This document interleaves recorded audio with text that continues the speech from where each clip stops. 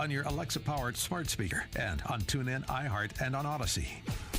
Now, from the Signature Bank Studios, this is Chicago's Morning Answer with Dan Proft and Amy Jacobson. See Dennis Prager at Cigar Night on Thursday, August 24th at Klein Creek Golf Club in Winfield. Tickets on sale now at 560theanswer.com/cigar. All right, so the media's bizarre sound of freedom freak out. I mean, there's a lot number of publications that have, compare Sound of Freedom with QAnon conspiracies. You've heard about it. If you haven't seen the film yet. But this is your homework assignment. Okay, here's a clip from the movie. Okay. They talked about God twice, and they're acting like it's some biblical film. G-O-D was mentioned twice. Yeah. Okay, everybody relax. How'd that make you feel? Giving a child his freedom. Felt good. You've been at this for 12 years. Why are you doing it?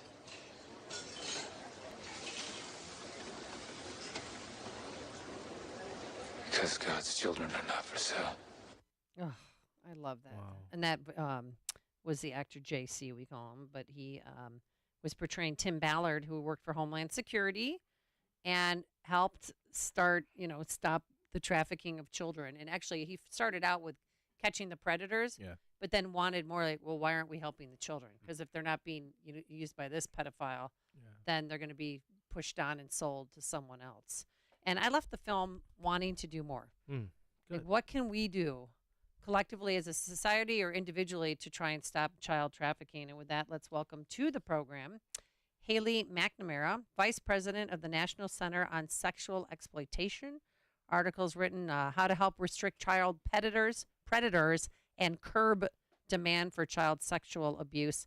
And an article also is What is Sex Trafficking? Because a lot of people didn't even know what this was until Sound of Freedom came out. Good morning, Haley. How are you? Great. Thanks so much for having me. So what do you think about the America responding to this movie, Sound of Freedom, and how well it's doing in the box office? Yeah, it's a really interesting dynamic. I mean, obviously this film is talking about such an important issue, and it is a real issue.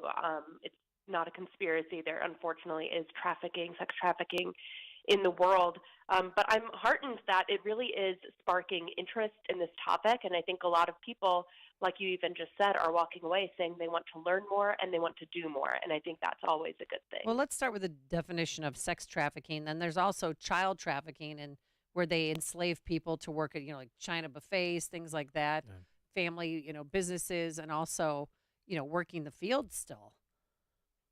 Yeah, absolutely. So human trafficking is kind of the big bucket, you could say, where it's essentially modern-day slavery. People lose their rights and are used as commodities, and that could be for labor or for sexual abuse. And then sex trafficking is a subcategory there, and really it's any kind of commercialized sex act that is induced by force or fraud or coercion, which is an item a part of it that people don't often think about. People often think about force. Maybe they've seen the movie Taken. Maybe that's a couple of years back where someone's kidnapped and held in chains, and unfortunately that does happen. But that psychological coercion is really relevant to how sex trafficking typically happens in America. So what can people do to help? Or, besides donating money, because a lot of people are like, just throw money at the problem and hope that helps. But is there something in particular that people can do or look out or be aware of? Absolutely. So the first thing is to even do some research on your own about the signs of sex trafficking. There's ways to report this if you ever think that you've come across it. So what it might look like is a person who is not in control of their own documents, especially hotel workers, people who work on public transportation, or airports, or at truck stops. Often you will see signs of sex trafficking, even things like, a woman or a young person who's kind of being corralled and shepherded about by someone older. And sometimes you even just get a gut feeling. So I think it's important for everyone to look up those different signs and then know that you can report it. So there is a national human trafficking hotline number, and if you're on an airplane, you can pass a note to a stewardess, and they can contact through the cockpit ground control so that there are people on the ground when you land. There's also a really great tool called Traffic Cam, Traffick Cam, CAM, which is an app where if you're traveling and you go to a hotel room, you can take a picture of the hotel room and upload it to this app. And it actually goes into a database that law enforcement can use if they have seen advertisements online of sex trafficking victims. Those advertisements are often taken in hotel rooms. And each hotel room, they all look a bit the same, but there are some slight differences. So it really helps to have this database of images to help find trafficking victims. I actually work with Rahab's daughter here in Illinois and Inc. 180, and Sam over at Rahab's daughter is doing a remarkable job. They actually go out to the Super Bowl games and try to, stop it there, because it happens a lot of major sporting. Major sporting the DNC events. event that's coming here, I guarantee you it'll happen as well. You kind of stole my thunder because a lot of people, they only look at the sex trafficking, they don't look at the labor trafficking aspect of this, and that's huge. That's what you starting to see at our border. A lot of those people that are coming over here, I went to the border, and you see the sex trafficking trade that's coming up through the border into our country. And I talk more about that. Why do you think so many? Because I remember when George Clooney and Ashton Kutcher were talking about this a decade or so ago, because they were really pushing it and talking about this sex trafficking, the newfound slavery. How do we combat this though? Because it's a $150 billion business, Yeah. maybe even more a year. Mm-hmm. But what encourage people that are listening to this show about how they can get involved, by volunteering places like Rahab's daughter, Inc. 180. Do you have a website where people can go to find how to get involved in because this is a scourge on our nation and the world? Yeah, it absolutely is. And to your point, vulnerable people are just so often targeted by these nefarious actors, and that in some ways sometimes goes to that psychological coercion aspect, where a large majority of sex trafficking that happens in the United States today, of domestic trafficking, so these are American children or adults who are victimized, happens through psychological coercion, really gaining a victim's trust, escalating the abuse that they're willing to endure until it gets to a point of sex trafficking. And a lot of that happens online, through online grooming. This is happening on Instagram, on TikTok, on Snapchat, unfortunately, pretty much anywhere kids or even adults are online, predators are there as well.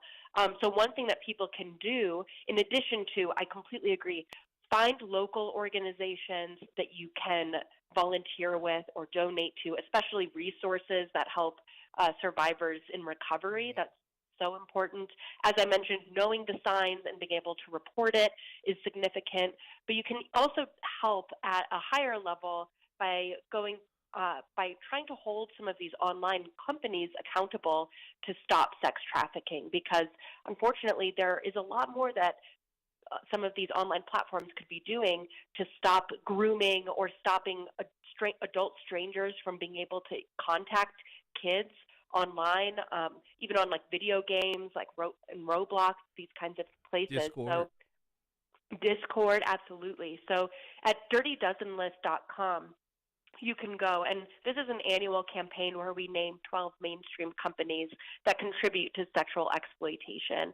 And you can go to dirtydozenlist.com. You can learn about Discord and Roblox, Twitter, Instagram, and many other companies. You can learn about the problem, but you can also take action. We have really easy ways that you can email executives or speak out on social media and contacting the company. And the encouraging thing there is we do see progress happening. So TikTok has made it so that adult strangers can't direct message children under 16, and a number of other improvements have happened at these companies as a result of everyday citizens like us just speaking up and letting them know that we see the holes in their safety mechanisms. Yeah. And when that happens, it can really prevent so much abuse and exploitation. Yeah. So, yeah. And we can also talk about getting our elected officials involved. I saw that in California, there was a bill that was blocked in committee that would have allowed felony charges. You want to know how we really fight this thing? We have to start getting our elected officials, because I'm going to tell you, I know a lot of them don't really understand what's really happening. Well, they need to see Sound of Yeah, Freedom, then yeah, they'll understand. yeah. And just at Camp Pendleton, there was a 14-year-old girl that Yes. was recovered there that she was being Yes. sex trafficked. Yes, and I gotta said give that wrong. I gotta give shout outs to people like Kelly Cassidy, who serves in the Illinois General Assembly. Kelly Burke. These people, they were on top of this. Fran Hurley, they were on top of this a lot sooner here in the state of Illinois than a lot of other states. And we have to get our elected officials involved in this, because Illinois, we're a hub, because you can go anywhere into the United States and to different countries, Canada, Mexico. We have to start pushing back and get law enforcement better trained in these incidents as well. And I think that's how we Well, one thing end it. I love is I travel a lot, and everywhere I go, there's stickers in the women's washrooms inside the stall. If you're a victim of human trafficking, call this number. Yeah. And I think that's helpful as well. But where do these victims go once you save them? I mean, if they're young, obviously, do they go back to their family members, or is there a place for them to recover? Yeah, this is something I would love for your listeners to get involved in supporting exit services, because there isn't really one national approach to this. Typically, victims might go to sometimes victims will end up in a women's shelter or a homeless shelter, and then some states and cities do have shelters and recovery platforms or drop-in centers specifically for sex trafficking victims. But that's definitely something we need more people to take up, that very hard work, and to have funding for. I know Sam from Rahab's Daughter, they actually do that. Okay. That's part of their platform, and basically rebuild them and reintegrate them back into having a productive life. I can't imagine Yeah. the hell that he or she was going through. She was actually a trafficked victim, Sam. That's why she started Oh, Rahab's that's Daughter. why she started. And then Yeah. I know people that have, just as a reporter when I worked at NBC, that sex traffic their own children Yeah. for drugs and Yeah. money. One lady, she Yeah. gave her, she let this guy who was in a wheelchair she charged him $10,000 a month so he could watch her daughter play with her toys and get ready for bed. Wow.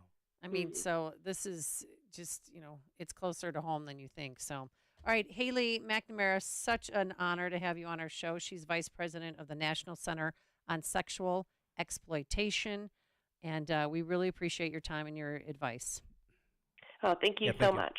Thank you. And she joined us on our turnkey.pro answer line. Listen to podcasts of Dan and Amy from the AM 560 mobile app. Download it today at 560theanswer.com/mobile.